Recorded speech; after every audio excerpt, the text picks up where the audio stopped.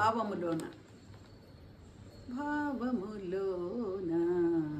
బాహ్యమునందును గోవింద గోవింద అని కొలువరో మనసా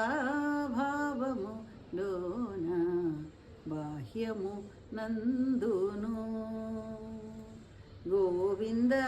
గోవింద అని కొలువవో మనసా భావములోన బాహ్యమునందును హరి అవతారములే